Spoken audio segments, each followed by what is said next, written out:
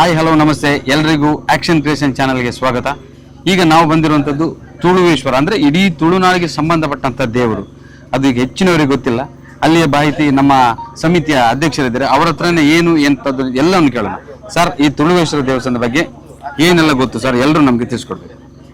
ಸಾವಿರಾರು ವರ್ಷದ ಇತಿಹಾಸ ಇರುವಂತ ಬುಡಕಟ್ಟು ಜನರಿಂದ ಪೂಜಿಸಲ್ಪಟ್ಟಂತ ಈ ಸಾನ್ನಿಧ್ಯ ಆಗಿದ್ದು ಇದು ಕಾಲಾಂತರದಲ್ಲಿ ಇದು ಈ ದೇವಸ್ಥಾನ ನಶಿಸಿ ಹೋಗಿದೆ. ಕೆಳದಿ ಅರಸರು ಮತ್ತು ಬಾರ್ಕುನಿನ ರಾಜರು ಸಹ ಇಲ್ಲಿ ಇದಕ್ಕೆ ಪೋಷಕರಾಗಿ ಇಲ್ಲಿ ಉಮ್ಮಳಿ ಬಿಟ್ಟಂತ ಶಿಲಾಶಾಸನ ದೊರಕಿದೆ ನಮಗೆ.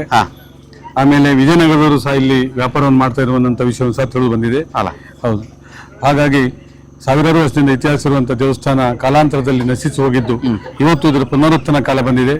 ಇವತ್ತು ಇಡೀ ತುಳುವ ಕಾಸರಗೋಡಿನಿಂದ ಹಿಡಿದು ಅವಿಭಾಜಿತ ದಕ್ಷಿಣ ಕಡೆ ಎಲ್ಲಾ ಜನರು ಬಂದು ಇವತ್ತು ನಾವು ಇದನ್ನ ಸುವರ್ಣ ಪ್ರಶ್ನೆ ಹಾಕೋದರ ಮುಖಾಂತರ ಇದರ ಒಂದು ಪ್ರಥಮ ಹಂತದ ಕೆಲಸವನ್ನು ಮುಗಿಸಿದ್ದೇವೆ. ಹೇಗೆ ಮಾಡಬೇಕೆನ್ನುವಂತ ರೂಪುರೇಷವನ್ನು ಇವತ್ತು ಮಾಡ್ತಾ ಇದ್ದೇವೆ. ಇನ್ನು ಮುಂದಿನ ದಿನದಲ್ಲಿ ತುಳುವ ಫೌಂಡೇಶನ್ ಮತ್ತು ತುಳುವ ಮಹಾಸಭಾದ ಒಟ್ಟಿಗೆ ಸ್ಥಳೀಯವಾಗಿ ನಾವು ಇಲ್ಲಿನ ಜನರನ್ನು ಸೇರಿಸಿಕೊಂಡು ಊರವರನ್ನು ಸೇರಿಸಿಕೊಂಡು ಇದನ್ನ ಒಂದು ಉತ್ತಮ ಒಂದು ಆರಾಧ್ಯ ಕೇಂದ್ರ ಮಾಡಲಿಕ್ಕೆ ನಾವೆಲ್ಲ ಕಟಿಬದ್ಧರಾಗಿದ್ದೇವೆ. ಈ ಬಸರೂರು ಒಂದು ಐತಿಹಾಸಿಕ ಸ್ಥಳವಾಗಿದ್ದು ಐತಿಹಾಸಿಕ, ಸಾಂಸ್ಕೃತಿಕ, ಸಾಮಾಜಿಕದ, ರಾಜಕೀಯ ಎಲ್ಲ ಇದರಲ್ಲಿ ಒಂದು ಕೇಂದ್ರವಾಗಿದ್ದು ಮುಂದಿನ ದಿನದಲ್ಲಿ ಇದೊಂದು ಇಲ್ಲಿಯ ಕಲೆ ಸಾಹಿತ್ಯವನ್ನು ಉಳಿಸಿ ಬೆಳೆಸುವಂತ ಒಂದು ಕೆಲಸವನ್ನು ಸಹ ಈ ನಮ್ಮ ಸಮಿತಿ ವತಿಯಿಂದ ಮಾಡಲಿಕ್ಕೆ ನಾವೆಲ್ಲ ಇವತ್ತು ಕಾರ್ಯಪ್ರವೃತ್ತರಾಗಿದ್ದೇವೆ. ಮುಂದಿನ 2ನೇ ಹಂತದಲ್ಲಿ ಪುನಃ ಇದನ್ನು ಪ್ರಶ್ನೆ ಹಾಕುವುದರ ಮುಖಾಂತರ ಈ ಪ್ರಕೃತಿದತ್ತವಾದ ದೇವಸ್ಥಾನ ಉಳಿಸ್ಕೊಂಡು ಮುಂದೆ ಇದಕ್ಕೆ ಹೇಗೆ ನಮ್ಮ ಪುರೋಹಿತರು ಹೇಗೆ ಹೇಳ್ತಾರೆ ಅದನ್ನ ಅವರ ಒಂದು ಮಾರ್ಗದರ್ಶನದಲ್ಲಿ ಇದನ್ನ ಅಭಿವೃದ್ಧಿಪಡಿಸಲಿಕ್ಕೆ ನಾವೆಲ್ಲ ಇವತ್ತು ಹೊರಟಿದ್ದೇವೆ. ಒಳ್ಳೆ ವಿಚಾರ ಸರ್. ಯಾಕಂದ್ರೆ ಅದೇ ನಮ್ಗೆ ಕೇಳಿ ಗೊತ್ತಾಯ್ತು, ಇಲ್ಲಿ ಇವತ್ತು ಸಹಸ್ರ ದೀಪ ಆಚರಣೆ ಮಾಡ್ತಿದ್ರಂತ. ಅವ್ರು ಸರ್ ಹೇಳಿದಾಗೆ ನಾವು ಲೆಕ್ಕ ಹಾಕಿದ್ದು ಸ್ವಲ್ಪ ಜನ, ಆದ್ರೆ ಇಲ್ಲಿ ಬಂದದ್ದು ಡಬಲ್ ಜನ ಬಂದ್ರು ಅಂತ. ಅಲ್ಲಿ ನಮ್ಗೆ ಇನ್ನೂ ಕೂಡ ಈ ದೇವಸ್ಥಾನ ಬೆಳಗ್ಲಿಕ್ಕೆ ತುಳುನಾಡಿನ ಆದಷ್ಟು ಹೆಚ್ಚಿನ ಸಂಖ್ಯೆಯಲ್ಲಿ ಜನ ಬರ್ಬೇಕು ಸರ್.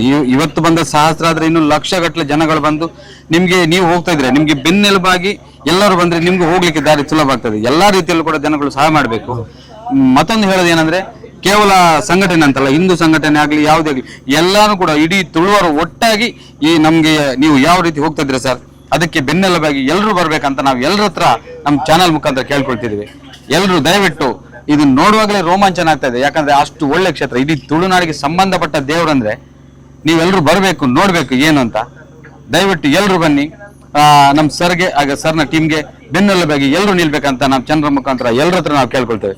ಸರ್, ತುಂಬಾ ಥ್ಯಾಂಕ್ ಯು. ಜೈ ತುಳುನಾಡು.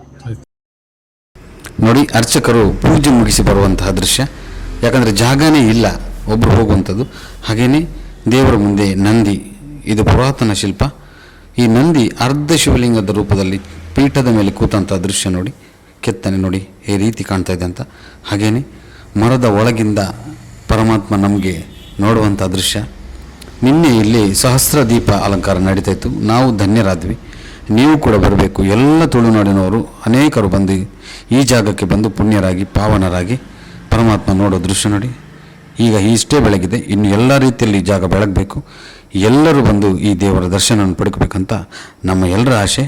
ಪರಮಾತ್ಮ ಮರದ ಪಟರೆ ಒಳಗೆ ಕುಳಿತಂತಹ ದೃಶ್ಯ ನೋಡಿ, ಶಿವಲಿಂಗ, ಇದೆಲ್ಲವೂ ಕೂಡ ನಾವು ನೋಡಿ ಧನ್ಯರಾಗೋಣ. ಜೈ ತುಳುನಾಡು, ಜೈ ತುಳುನಾಡು, ಜೈ ತುಳುನಾಡು.